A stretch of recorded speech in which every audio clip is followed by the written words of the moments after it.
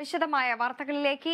രണ്ടാം ദിനവും ദുരൂഹത ഒഴിയാതെ ബാലരാമപുരത്തെ 2 വയസ്സുകാരി ദേവേന്ദുവിന്റെ കൊലപാതകം. കുഞ്ഞിനെ കൊന്നത് ഉൾവിളി തോന്നിയതുകൊണ്ടെന്നും കൊല്ലണമെന്ന് തോന്നിയപ്പോൾ കൊന്നെന്നും പ്രതിയായ അമ്മാവൻ ഹരികുമാർ മൊഴി നൽകി. ഹരികുമാറിന് മാനസിക പ്രശ്നമുണ്ടെന്നും കൂടുതൽ അന്വേഷണം നടത്താനുണ്ടെന്നും പോലീസ് അറിയിച്ചു. റിമാൻഡിൽ വിടുന്ന പ്രതിയുടെ കസ്റ്റഡി പോലീസ് ആവശ്യപ്പെടും. അതേസമയം കസ്റ്റഡിയിലെടുത്ത ജോത്സ്യൻ ദേവിദാസിന്റെ കൊലപാതകത്തിൽ പങ്കില്ലെന്ന് പോലീസ് കണ്ടെത്തി. പ്രതി ഹരികുമാർ നൽകുന്ന മൊഴികൾ വിശ്വാസത്തിലെടുക്കാതെയാണ് പോലീസിന്റെ അന്വേഷണം. കുഞ്ഞിനെ കൊന്നത് താൻ മാത്രമാണെന്ന ഹരികുമാറിന്റെ മൊഴി ഇപ്പോഴും പോലീസ് വിശ്വസിച്ചിട്ടില്ല. പലപ്പോഴും പല മൊഴികൾ പ്രതി നൽകുന്നുവെന്നാണ് പോലീസ് പറയുന്നത്. കുഞ്ഞിന്റെ അമ്മ ശ്രീധുവിന്റെ ഗുരുവായ മന്ത്രവാദി ദേവിദാസൻ എന്ന പ്രദീപ് കുമാറിനെയും പോലീസ് ചോദ്യം ചെയ്തു.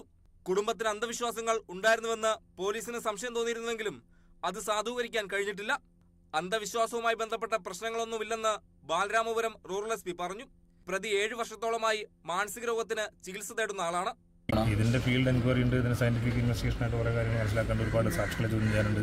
ഇതെല്ലാം കഴിഞ്ഞതിന് ശേഷം മാത്രം നമുക്ക് പറയാം. അവർ പറയുന്നത് ഒരു 6 വർഷമായിട്ട് ഡോക്ടറെ കണ്ട് ചോദിക്കുന്നത്, ഡോക്ടേഴ്സും കണ്ട് ചോദിക്കണം. അങ്ങനെ ട്രീറ്റ്മെന്റ് നടത്തുന്നുണ്ട് സാർ.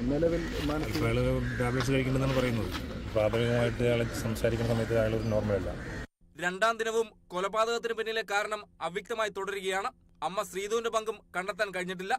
ശാസ്ത്രീയ തെളിവുകൾ ഇനിയും ശേഖരിക്കണമെന്നും വാട്സപ്പ് ചാറ്റുകൾ ഉൾപ്പെടെ പരിശോധിക്കണമെന്നും പോലീസ് അറിയിച്ചു. Kerala vision news, Thiruvananthapuram. തിരുവനന്തപുരം ബാലരാമപുരത്ത് കിണറ്റിൽ വീണ് മരിച്ച 2 വയസ്സുകാരിയുടെ അമ്മ ശ്രീധുവും അമ്മാവൻ ഹരികുമാറും ഇതുവരെ തങ്ങളുടെ വീട്ടിൽ വന്നിട്ടില്ലെന്ന് ജോത്സ്യൻ ദേവിദാസിന്റെ ഭാര്യ പറഞ്ഞു.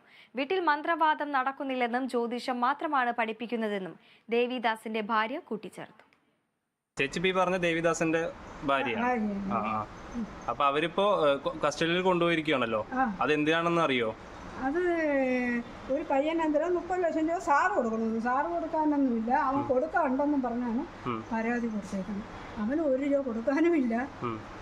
എൻ്റെ ഈ ദേവത 2 നേരം മുളക്ക് എത്തിക്കണം. ഞാനാണ് എനിക്ക് അവരെ ഒരു ഞാനിപ്പോൾ ആ സ്റ്റേഷനിലോ കൊച്ചിൻ്റെ അടുത്ത് കേട്ടല്ലോ, എന്നെ മോക്കറിയും, അമ്മേനെ അറിഞ്ഞൂടാ, ആദ്യത്തെ എന്നെ ഭാര്യയെ അറിഞ്ഞൂടാ, അമ്മേനെ 2 പേരെ നിങ്ങളെന്ന് ആ കൊച്ചു കുഞ്ഞിൻ്റെ ഇവിടെ സ്ഥിരമായിട്ട് പൂജയൊക്കെ നടക്കുന്നതാണോ? ഇവിടെ സ്ഥിരം അങ്ങനെ ഇല്ല, അങ്ങനെ പൂജയൊന്നും ഇല്ല. കൂടുതലും ഉള്ളത് ദേവ പ്രശ്നം.